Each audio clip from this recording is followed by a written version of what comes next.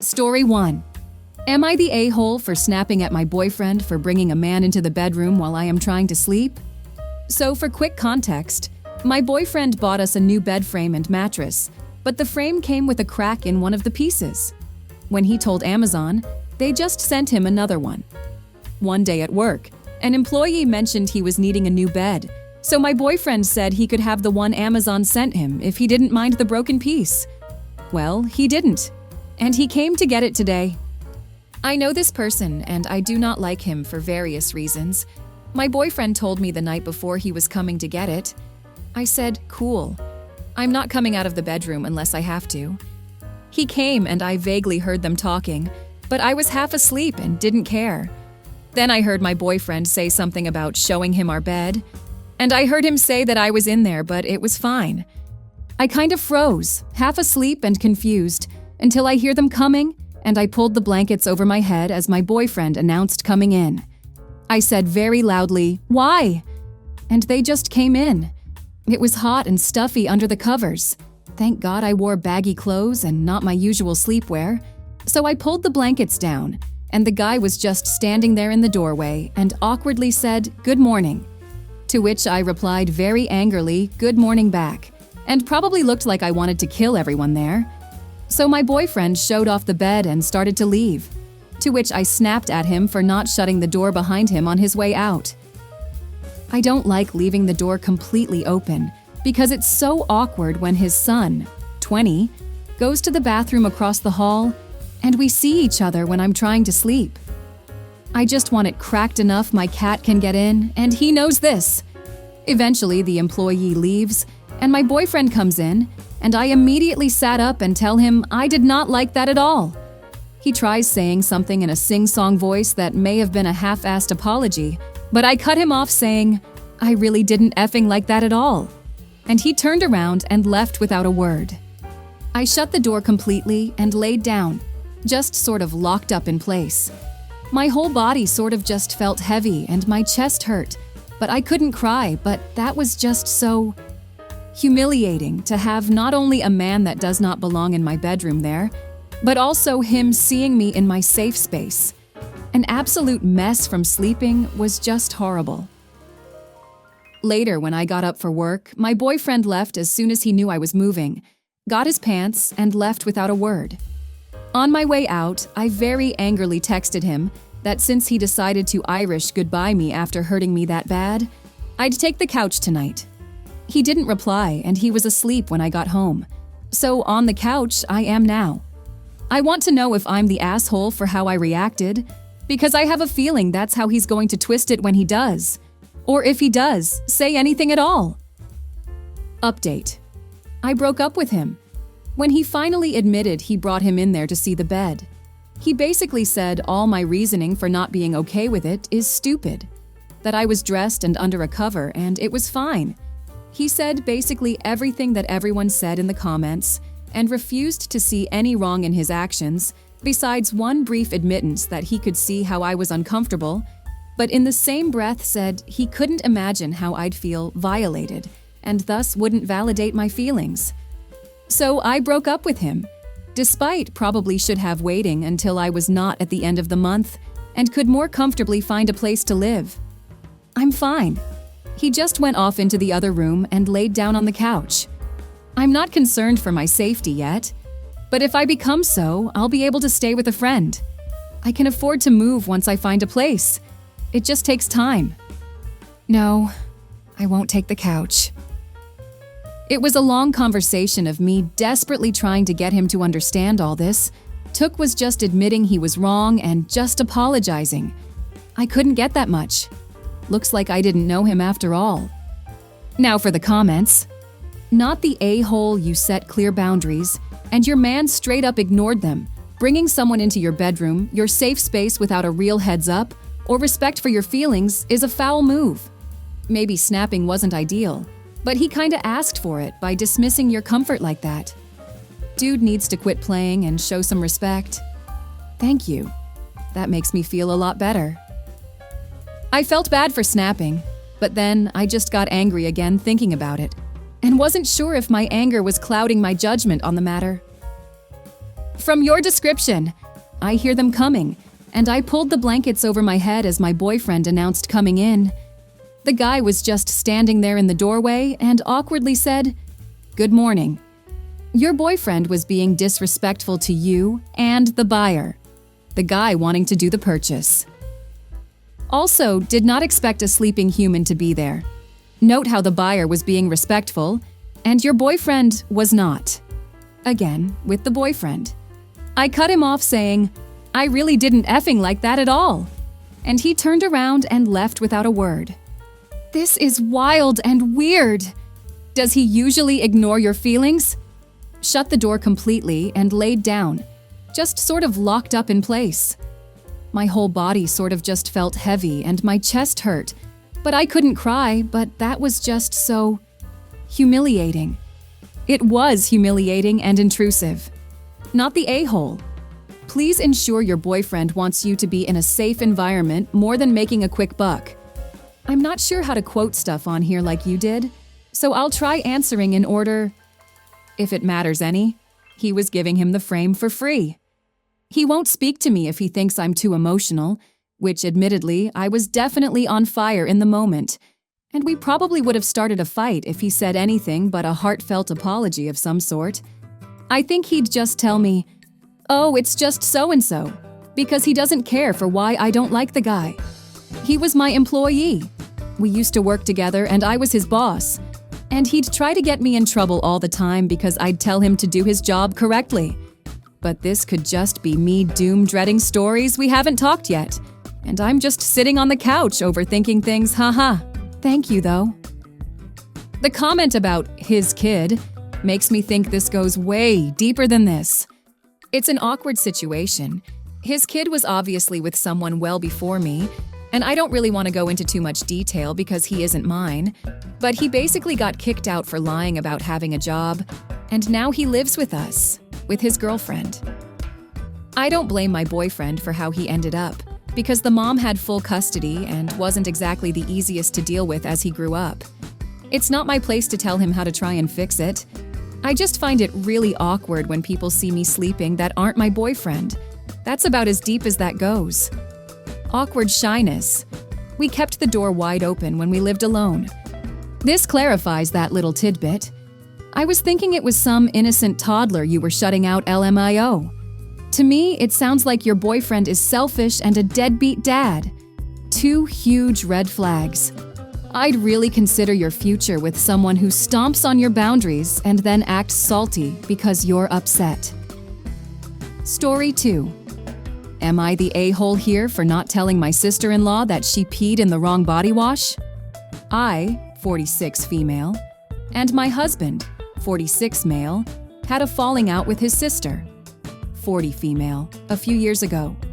We had agreed to split the rent and bills during a tough time for both of us, and it imploded almost immediately due to 1, her refusal to respect communal furniture and spaces, and 2, her lying to us about the cost of bills to get us to pay a higher percentage than we agreed. My husband and I quickly moved out, and since she had never gotten around to adding us to the lease, she was stuck in the apartment until the lease ended. We have since moved out of state and bought a house. Fast forward to now. Sister-in-law called my husband to ask if she and her new boyfriend, male 35, could stay with us on their way to a friend's wedding in our new state. She said she wanted to make amends and patch things up. I was skeptical, but I told my husband he could decide, and I would do my best to get along. Well, when they got here, she had brought along an additional friend, female 30-ish, as well as her boyfriend. Fine, okay. Rude, but whatever. I settled sister-in-law and her boyfriend into the guest bedroom and made up the daybed in our gaming room for the extra friend. The friend asked if she could shower. I said yes and directed her to the bathroom. She grabbed her stuff and went in and showered. Well, the next morning, we heard sister-in-law and her boyfriend go into the bathroom and start the shower. Then we heard giggling. When sister-in-law and her boyfriend came out, she looked smug and he looked subdued. Sister-in-law went to wake up her friend, and they left to get iced coffees. The boyfriend immediately asked me to take him to the airport. I was confused. but said, "Sure." My husband was at work at this point. He left while they were getting dressed. In the way to the airport, the boyfriend told me that he was done with sister-in-law, that she had peed in my body wash, shampoo, and conditioner while they were in the shower. Here's the kicker. I don't use body wash. I use soap that a friend of mine makes with goat's milk because I have sensitive skin. My husband uses it too. I also use bar shampoo and conditioner and a body balm bar, so none of the bottles in the shower were mine. They were all her extra friends. I had moved mine and my husband's stuff into our smaller bathroom to make room for the guests. I said, "Thank you for telling me," and left it at that. I dropped him off at the airport. When I got home, sister-in-law and her friend were piled up on my couch with the coffee and breakfast, watching Netflix. I said, "Good morning," and logged into my computer to play Diablo 4 for a while. I said nothing. Neither sister-in-law nor her friend mentioned the missing boyfriend. Later that day, my husband texted me and asked if we'd all like to go to dinner at our favorite sushi place. I told him that the boyfriend had left and gone home, but that I would ask sister-in-law and her friend when he asked me why the boyfriend left. I told him he should probably ask his sister. He said okay, and we all agreed to go out for sushi. I told sister-in-law and her friend that I was going to take a shower, and the diabolical light in my sister-in-law's eyes told me all I needed to know. When I walked past the main bathroom and down the hall into the bathroom that only had a shower stall, sister-in-law looked frozen. All the way through dinner, she was nervous, and when her friend went to shower before bed, she looked panicked, but she didn't say anything. "Oh, gross! Nasty!" Shrieks started coming from the bathroom minutes later. The friend came out wrapped in a towel, yelling that I was disgusting for pissing in her stuff, that sister-in-law was right about what a B word I am, etc. My husband looked shocked. Sister-in-law started yelling at me about why would I do that? I calmly said that her boyfriend had told me that she'd peed in my shower stuff, and that's why he was leaving. But since I didn't have any stuff in that shower, I wasn't worried about it. I told the extra friend to text the sister-in-law's boyfriend if she didn't believe me. "Well," he confirmed. "Now my sister-in-law and the rest of my husband's family are saying I should have warned the extra friend. Am I the a-hole here?" Update. This has blown up way more than I expected. I'd like to address some of the more common responses. 1. No, this isn't fake, or a creative writing exercise. I'm 46 years old, and I finished college in the spring of 2000. I write descriptively because that's how they used to teach us to write in public school, and I use paragraph breaks, good punctuation, and proper grammar for the same reason. 2. My sister-in-law has been enabled by her family her whole life. Everything she does is either blamed on someone else or excused because she's on mental disability. Everyone is expected to coddle her and never confront her no matter what she says or does. My husband grew up in that environment, and I hate that for him. 3. Additional details. Her, now ex-boyfriend, disclosed to my husband later that he was not allowed to leave the guest room after their shower until he promised not to tell, and also promised that he would stay with her for the trip and wouldn't tell anyone they broke up until after the wedding. She took his keys away, thinking he wouldn't leave without them. As soon as she and her friend went to get the coffee, he asked me to drop him off at the airport. When the extra friend found out it was sister-in-law who peed in her stuff, she cried, asked to use my shower, and I gave her some spare hotel bottles of toiletries that were in a basket in the guest bathroom. Then she took her car. They had all ridden in extra friend's car and left. Sister-in-law faked a panic attack and said her chest hurt, so my husband took her to the ER and dropped her off. Then he called his family to tell them what happened and tell them to come get her. They drove 8 hours to do it. And that's when the attacks on me started. Now for the comments. Not the a-hole. Well, she had the chance to tell the truth when you walked past the main bathroom, but she didn't. She also had the chance to tell her friend when she saw her about to get in the shower, but she chose not to. Not the a-hole. F around and find out. Of course, sister-in-law is mad and getting family to gang up on you. Simply remind everyone that she asked to stay with them and said that she wanted to make amends. But then she purposely urinated in those bottles to get back at her brother's wife for something that sister-in-law caused. This would also work well under petty revenge sub. Make a big Facebook post about it. Do it out of concern for her failing mental health, and ask why anyone would support this person and not get them a good shrink. I would absolutely love to do exactly that, but for my own peace of mind, I haven't had any of them on my Facebook in years. She F around and found out, what kind of stupid 40-year-old does crap like that? Her family should be more concerned about their 40-year-old daughter being unhinged and mentally underdeveloped. She's fragile. Their entire family tiptoes around upsetting her and always has. Everyone is always expected to keep the peace and be the bigger person, so she does whatever she wants. Story 3. Am I the a-hole for breaking up with my boyfriend after he freaked out about me saying I'd get an abortion? None of my boyfriend's friends have Reddit, so I'm using an alternate account that's not my main or a throwaway. I'm going to start this off by saying that my boyfriend, 24 male, is not anti-abortion. He's left-leaning and is pro-choice. He's been kind of controlling for a bit, but nothing serious. About a week ago, I, 23 female, went over to his place, and I won't get into the specifics, but let's just say that if it wasn't for my birth control, I could have gotten pregnant from that night. As we were falling asleep, I mumbled something to him about how I was glad I was on the pill, and that if I got pregnant, I'd probably get an abortion because I wasn't ready to be a mother. I'm not sure if I ever want to be one or not, but that's not what the post is about. He blew up at me. His eyes widened and he stood up and started yelling. He's a lot taller than I am, so I got really scared he was going to hurt me. I calmed him down by saying that I was really tired and didn't know what I was talking about. He was still trying to bring it up, but I said we should wait until the morning. After I was sure he was asleep, I grabbed all of my stuff and got the hell out of there. When he went to sleep, he was still pretty angry, and I was scared he'd try to bring it up again in the morning. I went back to my apartment but was still kind of shaken. At around noon, he started pounding on my door, asking me to open it so we could talk, but I didn't. After he left, I called a friend who he didn't know and asked her to check the parking lot to make sure his car wasn't still there, as I was afraid he was waiting for me outside. I booked it to my parents' house, which he doesn't know the address of, and told them what happened. They welcomed me with open arms.